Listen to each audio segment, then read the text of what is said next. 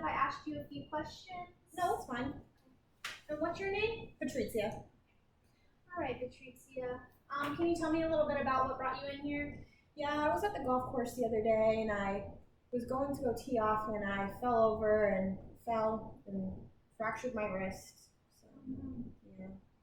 Okay, well, what do you think contributed to your fall? I mean, I love golfing. I go all the time, but lately I've been having a few drinks before going on the golf course, so I think that caused me to fall a little bit. Okay. Well, how often do you drink alcohol, would you say? Well, it never used to be a problem, but now I've started to have maybe 3 or 4 drinks a day. Okay. And what do you smoke any cigarettes or use any tobacco products on top of drinking or anything like that? No, I mean, I've had a cigar here and there with the guys, but maybe like once or twice a year. Okay. Well, would you mind if I asked a little bit more about your alcohol use then? That's okay. Okay. Well, I have this tool here. It's called the audit. It's the Alcohol Use Disorders Identification Test, and it just tells me a little bit more about your alcohol use and maybe the risks associated with that. Is that okay? Yeah. Okay. How often do you have a drink containing alcohol? Every day. Every day? Mm-hmm. Okay. How many drinks containing alcohol do you have on a typical day when you're drinking? So I have about 3 to 4 beers a night. Beers, and those are just standard 12 ounce? Yeah. Okay. And how often do you have 6 or more drinks on one occasion? Hardly ever. Hardly ever? So like less than monthly, or would you say? Yeah, maybe like once a year. Okay. That's it. Okay. How often during the last year have you found that you're not able to stop drinking once you started? Probably every day. Once I start, I try to get myself to have maybe just 1 beer, but I seem to always want more. Okay. And how often during the last year have you failed to do what was normally expected of you because of your drinking? That's my wife. We watch our grandkids frequently, and I haven't really been able to help out with that much because I've just been drinking. So has that become like a weekly thing or a daily thing? Probably weekly. Weekly. Okay. How often during the last year have you needed a first drink in the morning to get yourself going after a heavy drinking session? I usually don't need a morning drink. I typically drink at night. And how often during the last year have you had a feeling of guilt or remorse after drinking? Often, so probably weekly. Weekly? Okay. And how often during the last year have you been unable to remember what happened the night before because you had been drinking? That usually never happens to me. Never happens? No. Okay. And have you or someone else been injured as a result of your drinking? My wrist. Okay. All right.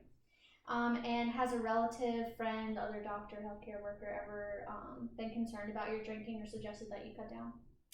Yeah, my husband really wants me to cut down on my drinking. He thinks it's important that I spend more time with him and our grandkids. So. Okay, so this has been in the last year then? Yeah.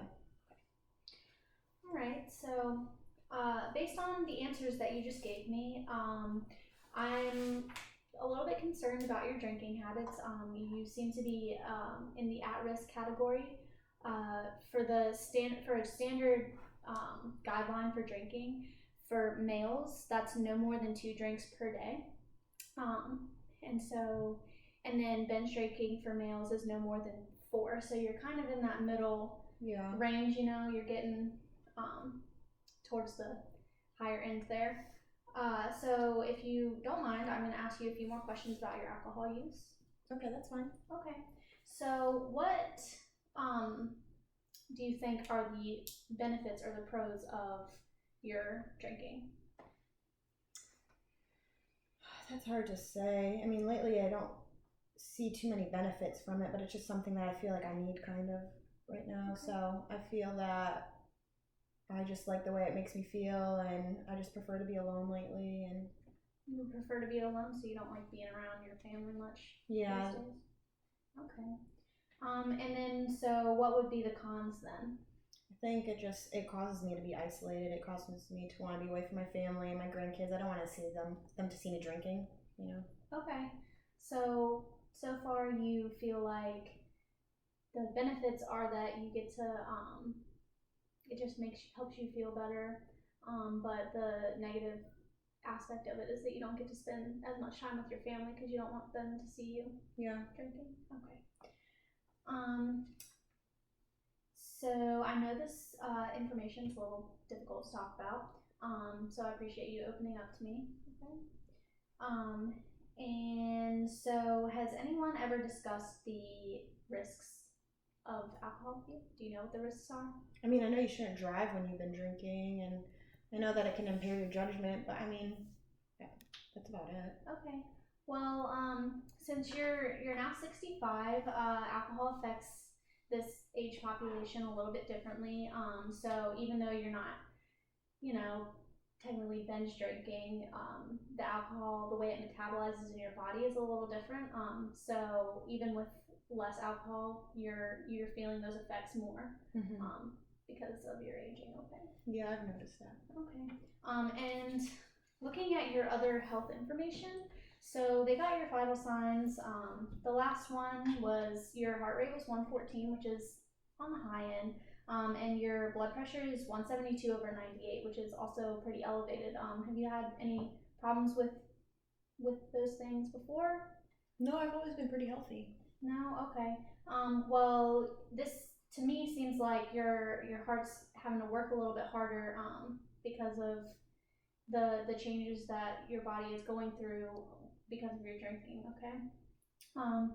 And also I see that you have some bruises on your arms a little bit. This can be due to again some aging changes, but also alcohol thins your blood, and that can be causing those bruises. So, all right. So, based on the information that we've gone through, we're gonna try to assess your readiness for change with drinking. Okay.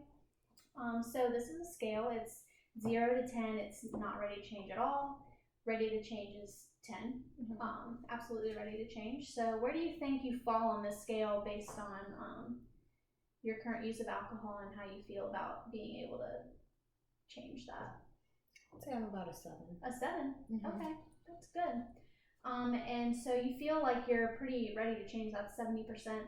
That's really good on this scale. And so on the same scale, 0 to 10, 0 being not confident at all, 10 being absolutely 100% confident, where would you say you fall on the scale for like your confidence and your ability to change, cut back on your drinking? I would give myself a 3. A 3? Yeah, I've tried to quit drinking before on my own, and I just every time I seem to end up going back to the same old habits. Okay. So you said a 7 for the readiness to change. Why a 7 and not a lower number like a 3 or a 4? I really don't want to miss out on any more of my grandkids' lives than I already have, and family's really important to me, and I would hate for them to see me like this. So I really think it's time to cut back on my drinking, if not stop. And that's a really good attitude to have. Support, family support is really important. Yeah. And so you don't feel confident right now. So you're at a 3, but you're a little bit confident. You're not a 1 or a 2.